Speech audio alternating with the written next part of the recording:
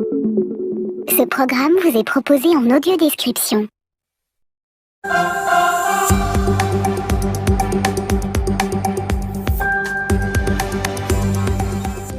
Guten Tag et bienvenue dans votre journal régional du Grand Est. Nous partirons avec de l'art plastique ou même de l'art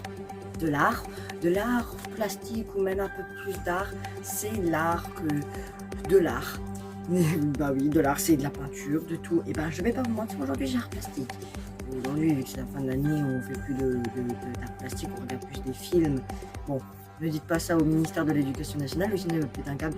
Normalement, il devrait être au courant de ces genres de pratiques. Et nous partirons avec des personnes qui veulent rendre la nature en Lorraine.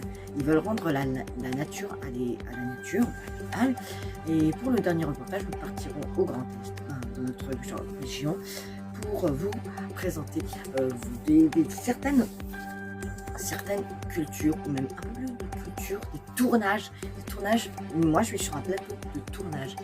Alors là, vous me voyez sur un plateau, mais vous pouvez être sur un plateau de télévision, c'est un petit plateau de scénariste, il y a plein de trucs.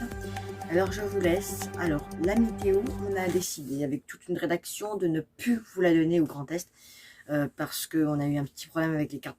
En fait, hier, on m'a affiché la carte sur mon écran à moi, mais pas sur votre écran. On a un problème avec les cartes pour l'instant. Il n'y a pas de météo dans votre région, mais des météos nationaux.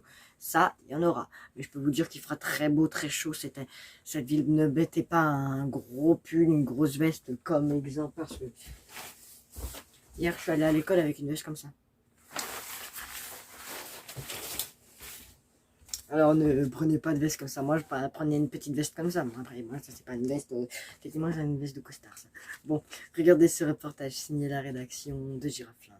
Ce matin, les mains expertes de Christelle posent pour la première fois un tout nouveau décor sur un modèle iconique de la manufacture des émaux de Longwy. Une collection inédite appelée Petite Reine, dédiée au Tour de France qui traversera la commune dans un mois jour pour jour. Née de la collaboration avec le designer Julien Michaud, la série se décline en 4 pièces. On est en train de créer une flow ainsi que 3 coupelles Santa Fe avec chacune des couleurs attachées au maillot. Et donc on a lancé la production, Christelle a posé la numéro 1 aujourd'hui et les coupelles sont en parallèle en cours de remplissage. Ici, de petites créatures colorées et ludiques à l'effigie du maillot jaune, vert et à pois prennent vie dans ces coupelles, dans la pure tradition des émaux cernés avec la pose de l'émail à la goutte. L'atelier s'organise pour sortir les premières pièces qui, pour l'instant, sont uniquement disponibles à la commande. On est habitué à travailler comme ça, à chaque fois qu'il y a une nouvelle collection qui arrive avec un événement, avec une date butoir, on essaye de lancer le cadencement en général sur 1 ou 2 décoratrices, comme ça on avance plus vite et ça permet d'avoir un petit peu de stock en temps et en heure. Pour l'heure, la boutique et le site internet enregistrent les premières réservations. Pour accueillir les pièces de cette collection éphémère, comptez entre 90 et 1200 € pour certaines créations proposées en édition limitée. La boule flow qu'on voit ici sera tirée seulement à 20 exemplaires, ce qui en fera une vraie pièce de collection. Les coupelles, elles, seront sans limite de tirage.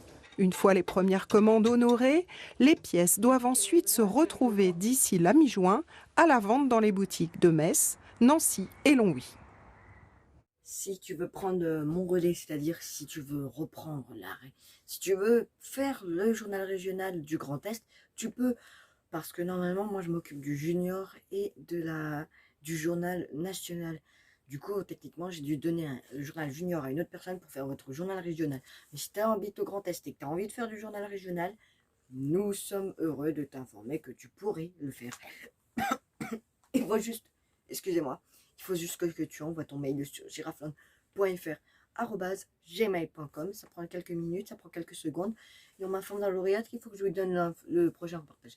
Les gens en Alsace, près de la frontière qui décernent l'Allemagne et la France, ils m'informent qu'ils veulent refaire la nature et la nature, rendre la nature à la nature. Vous avez peut-être entendu ça, c'est l'écologie. Regardez ce reportage signé la rédaction de Girafland. Rendre la forêt à la nature, la laisser évoluer sans intervention humaine. C'est la philosophie d'une association créée il y a quelques mois en Lorraine. Ils en sont persuadés, la forêt se débrouille mieux sans nous. Pour commencer notre parcours, un lieu encore marqué par l'activité de l'homme.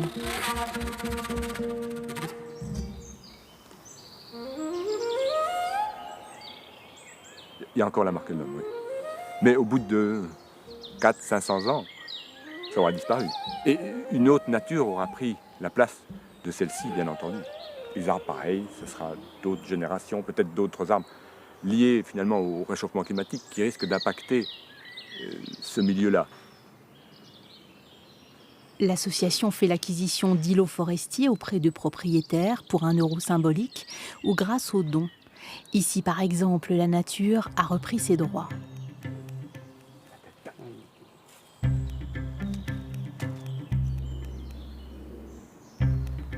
On voit les millions d'individus qui composent cette fourmilière, c'est vraiment très, très impressionnant.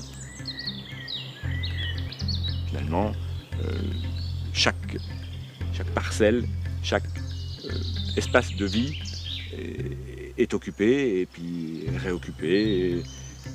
Les prédateurs prédatent les prédatés et puis la chaîne alimentaire se constitue comme ça. Jean-François découvre en journée de nouveaux amis qui se sont invités pendant la nuit pour une petite virée.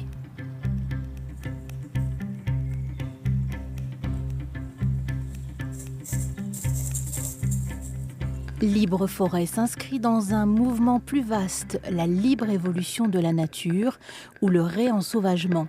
Les arbres morts y sont laissés tels quels pour qu'ils deviennent l'habitat d'autres vivants. La forêt a une capacité de résilience beaucoup plus importante que ce qu'on imagine.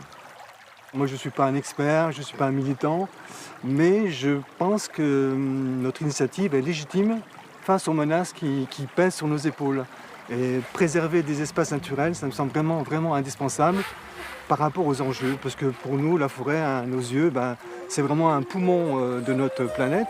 Et ça représente vraiment un enjeu de survie de l'humanité.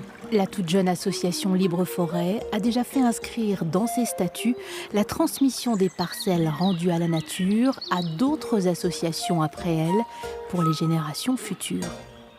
Et action. Tu as peut-être déjà vu ça ou même entendu ça quelque part. Eh ben oui, à l'époque on utilisait ça ou un clac pour en fait c'est pour sonoriser la caméra pour les images et c'est pour sonoriser les leçons. Maintenant, on ne le fait plus parce que maintenant, c'est automatique, c'est beaucoup plus moderne. Mais ça, c'était à l'époque, en 1950, même en 2000, on le faisait les 2000. On a arrêté de le faire que vers les 2005 ou même un peu plus, je ne sais pas. Mais sur Girafland, on l'a jamais fait, on n'a jamais connu ce clac. Mais sur TF1, tu aurais peut-être vu de temps en temps, clac. Il faisait, alors, soit tu faisais ça, soit il faisait avec un clac.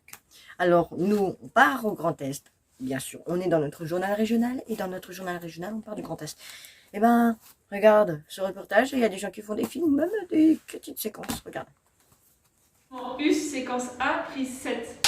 Pour la première fois, ces deux infirmières s'expriment devant une caméra. Déborah Como et Marie Dutreux ne se connaissaient pas. Elles travaillent chacune dans un service différent. Les patients les plus sympas, ils sont au bloc ou on est faux. Au bloc, ils dorment.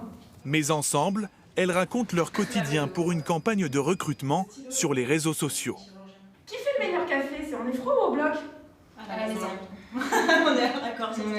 On fait une démarche plutôt humoriste, on n'est pas dans quelque chose de sérieux, de très technique. Si on passe par ce genre de vidéo et que ça permet de toucher quelques personnes et de se dire que l'hôpital, ça peut être sympa, effectivement. On peut attirer les jeunes de cette manière-là. Attirer de jeunes infirmiers, c'est l'objectif des hôpitaux universitaires de Strasbourg qui connaissent de grandes difficultés pour recruter. Alors pour séduire les étudiants, l'établissement a fait appel à une agence de communication. Ils sont possiblement sur TikTok, sur Insta et sur tous ces supports de réseaux sociaux qu'on utilise aujourd'hui.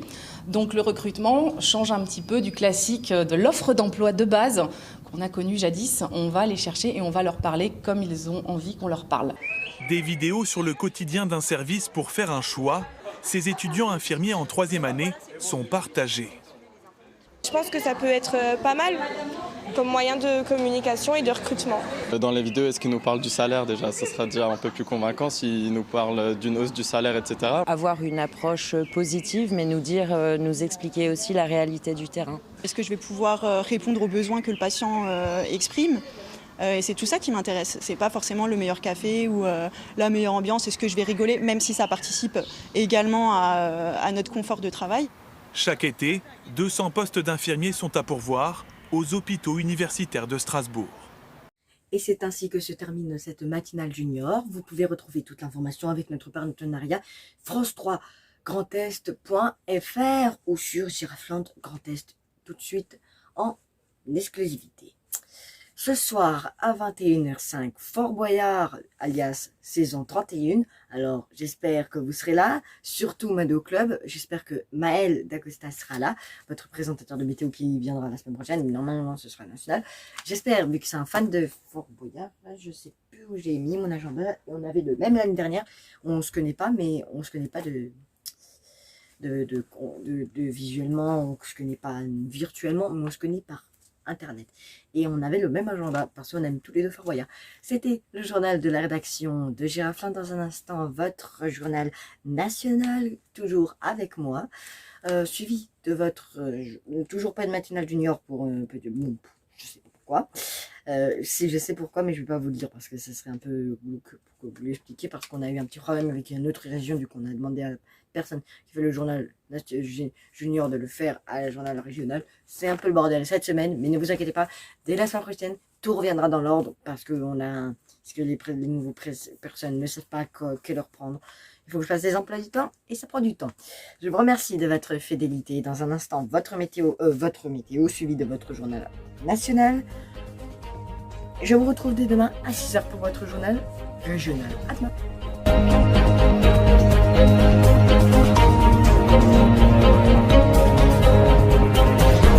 Retrouvez toute l'information sur girafland.fr @gmail.com.